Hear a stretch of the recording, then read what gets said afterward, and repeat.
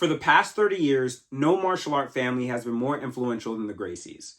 They were so focused on spreading and proving the efficacy of their family style that they went door to door challenging masters and even created what is now the largest fight promotion in the world, the UFC.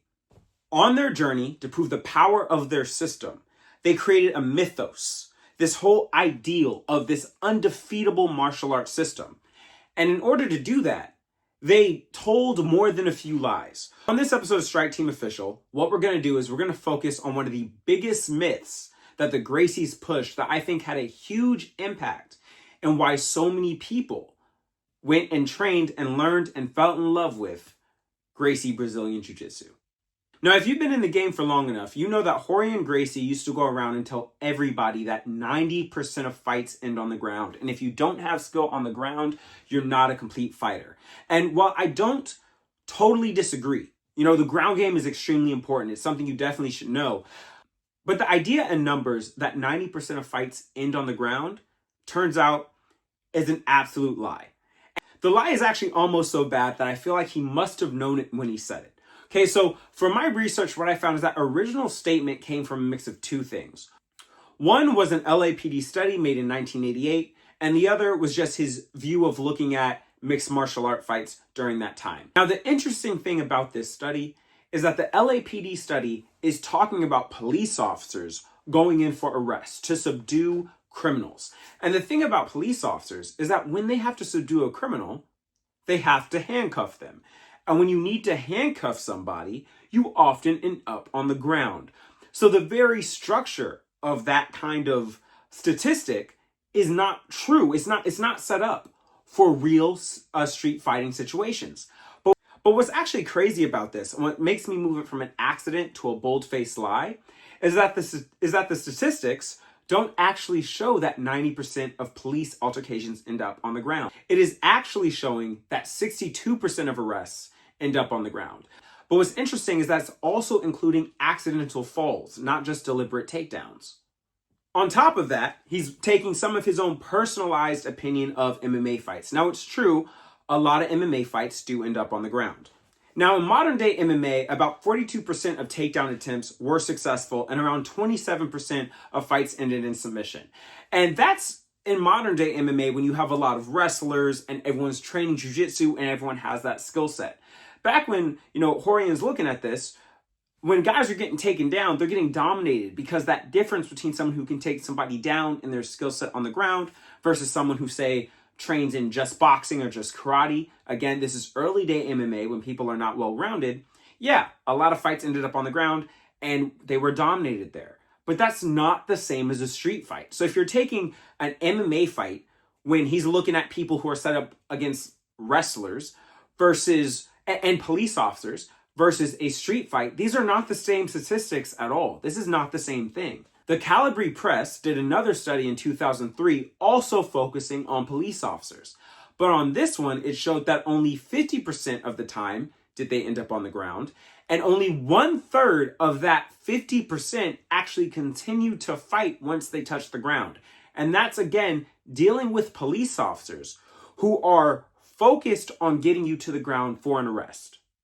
So what I started doing is I started going online and trying to research what actual percentage of fights ended up on the ground. And it's somewhat complicated because your definition of being on the ground, like what qualifies being on the ground? Does one knee down count? Does a trip and fall count? Does it have to be a takedown? This is going to vary how people look at the statistics. So they're somewhat all over the place. But what I will say is none of them are anywhere near close to 90%.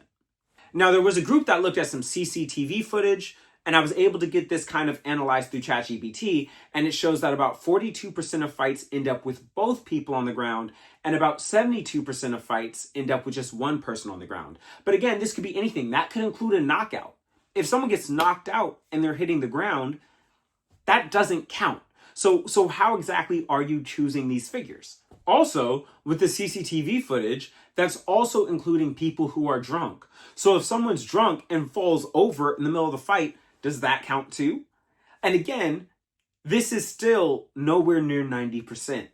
There is a BJJ blog that reviewed over 380 fights, and they recognized that only 30% of fights ended up on the ground in a situation where grappling would actually be effective or necessary. Over 50% of the time when someone fell to the ground, it was a stumble or accidental, and grappling wasn't available to either person at the time. This same BJJ article recognized that most fights were lost or won while still standing up. Now, 3 points stand out from this article. Number one, most fights start when someone is getting punched in the face and they're not prepared for it. But what's interesting about this is it's not like someone's, behind you and just sneak punches you. There's actually more than enough warning that a fight is going to start, but the person is just like standing there talking or yelling and they don't have their hands up and they're not prepared, and then they just get clocked. The second thing is that the person who is most aggressive with that first really fast flurry of punches is the most likely person to win and finish the fight in the first few seconds. And the third thing is that most fights are lost because someone doesn't have a basic understanding of stance and a basic understanding of how to just protect themselves and put up a good guard. If people just had this basic boxing understanding of protecting your head from punches, a lot of these fights will end up differently. However, I do want to point out that the article also points out that when a trained fighter does shoot a takedown in a street fight, when it does happen, they pretty much always win. If a trained wrestler or jiu-jitsu guy is in a street fight and they are able to get that guy on the ground and it is one-on-one, they win almost every time. However, it does point out the extreme dangers of friends and bystanders in a street fight because it's not always one-on-one, and we all know multiple opponents is a huge weakness of Brazilian jiu-jitsu. And to be fair, this article does point that out. So, while the article and all the evidence does show that grappling is an extremely effective form of self-defense, especially if you're attacked and you take your opponent down, this idea that 90% of fights end up on the ground is not just false, it's probably the opposite. The large majority of fights actually end standing up, unless you happen to be, say, a police officer. And so I think it's important to recognize that everyone should train some form of striking art. Every fight starts standing. No matter what, you're starting standing up. Okay, so it's important to have that understanding of striking. And on top of that, if you're dealing with multiple opponents, going to the ground is dangerous. It is better to stay on your feet than go to the ground if you happen to be fighting multiple people. I'm not saying it's impossible. A high-level guy can maybe do it, but it's just not the most prime thing. It's not the best thing to do, right? You can always find an exception. But the rule is stay on your feet, especially if there's multiple people around. Anyway, guys, I hope you enjoyed this episode of Strike Team Official, us shedding some light on a martial art myth. That is one of the things we'll do here.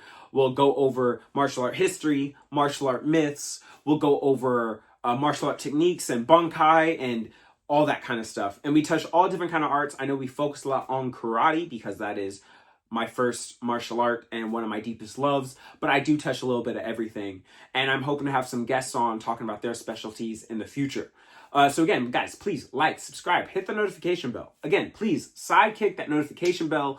Find me in the subscribers section of your feed, not in the main feed. I am a small channel. I will not find you otherwise, and I'm trying to grow. I appreciate it, and I'll see you all next time. Peace.